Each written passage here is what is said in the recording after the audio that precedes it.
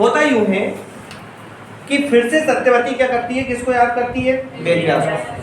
वेदव्यास से बोलती है कि बेटा ऐसे तो मेरा वंश आगे ही नहीं जाएगा, है ना। कौन? मत्स्यगंधा या सत्यवती, एक ही नाम है कि अपना जो हस्तिनापुर का इतना पूरा राजपाट है, इसको संभालने वाला तो कोई है ही नहीं, है ना।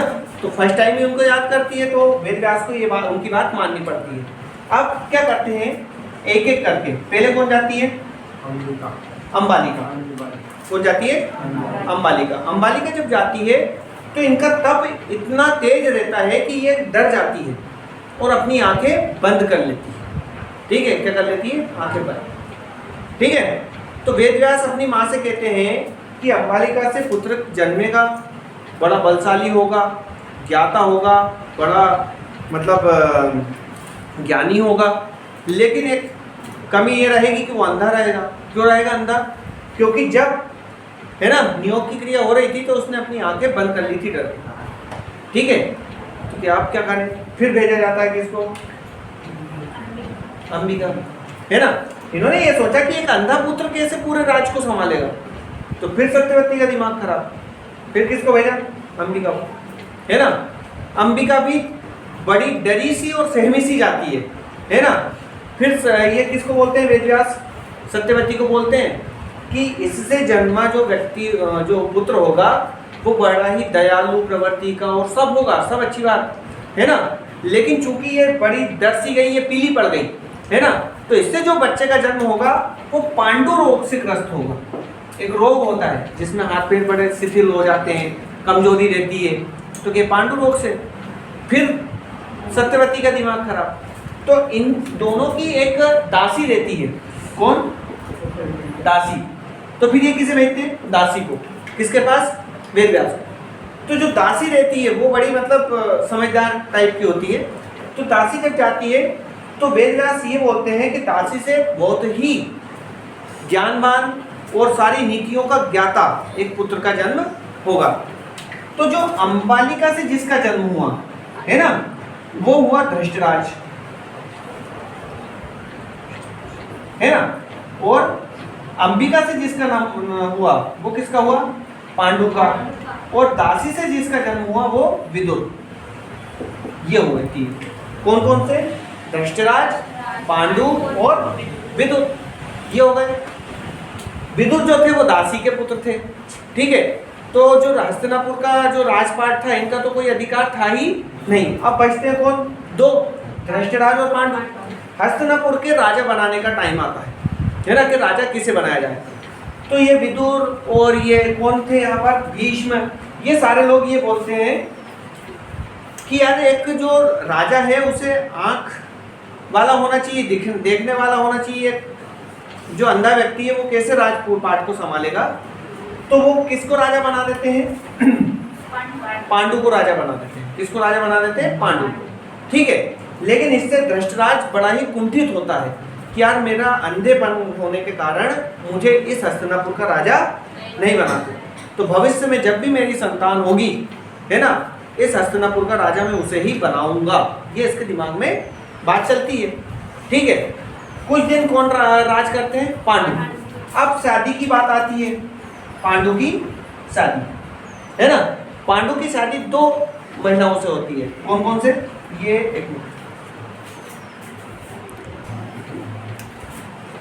तो अब आते हैं, कहानी आगे बढ़ती है, धृष्टराज और पांडु।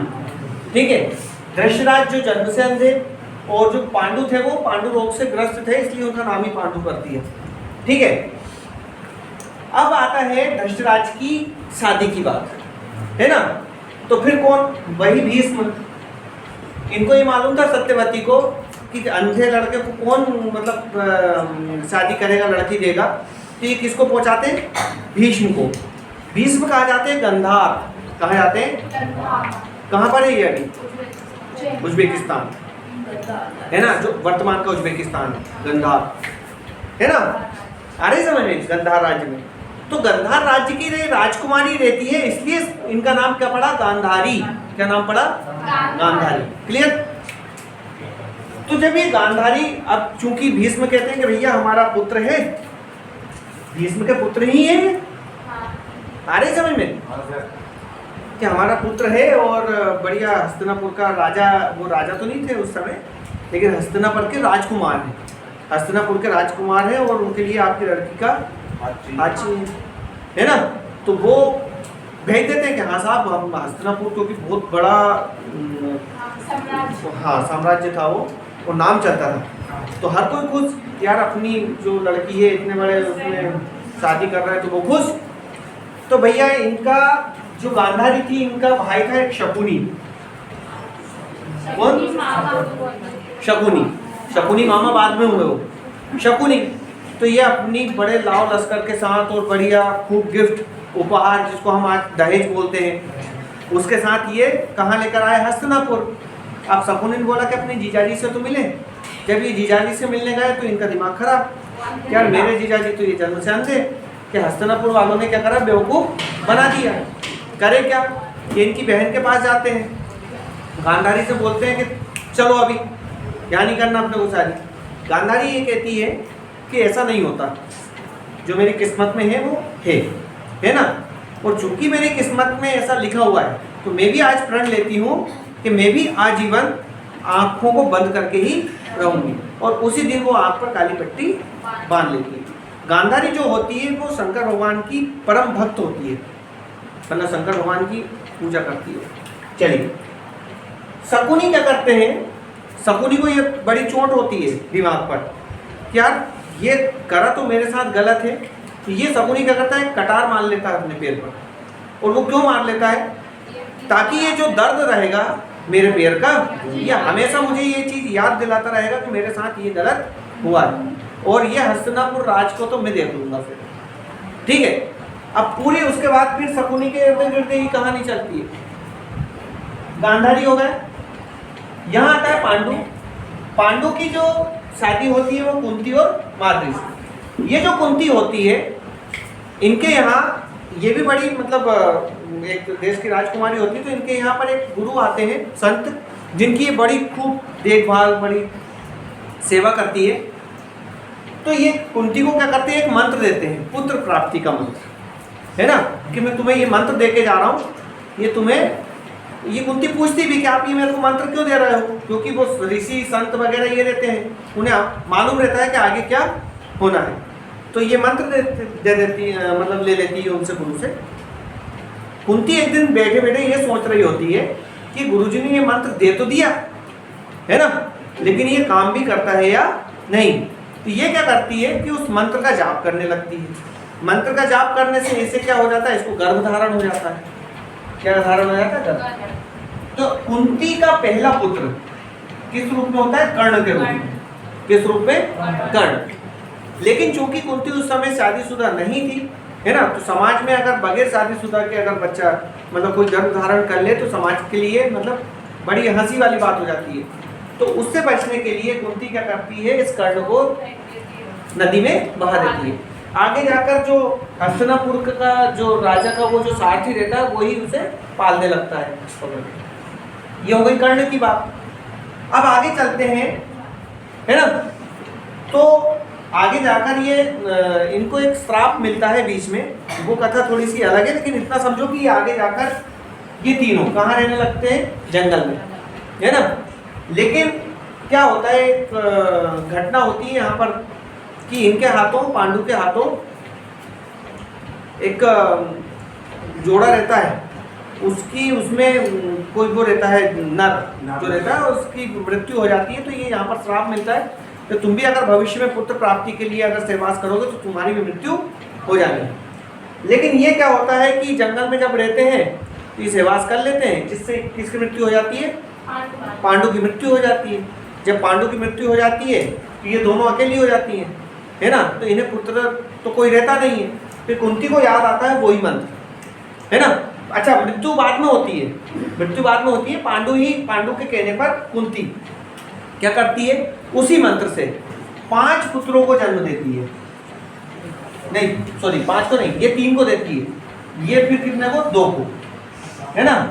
तो ये 5 कौन कौन? युधिष्ठिर, है ना, और फिर आता है भीम, और फिर आता है अर्जुन। ऐसा बताते हैं कि धर्मराज के आशीर्वाद से युधिष्ठिर का जन्म हुआ, है ना। और जो ये पवन पुत्र हवा वायु जो जिसे बोलते हैं उससे भीम का, और जो इंद्रदेव थे उनसे अर्जुन। फिर आते हैं चौथे नंबर पे नकुल और ये किसके पुत्र होते हैं? माद्री के, नकुल और सहदेव। ठीक है, फिर आगे बढ़ते हैं। ये इन पांचों को लेकर कहाँ आ जाती है? अच्छा, कहीं ना कहीं से खबर इनको भी लग जाती है धृतराज को कि यार वो कुंती के यहाँ और इनके यहाँ पुत्र का जन्म हुआ। अच्छा, इधर एक कौन गांधारी भी गर्भवती रहती है, लेकिन वो गर्भ ज्यादा समय के लिए ठहर जाता है।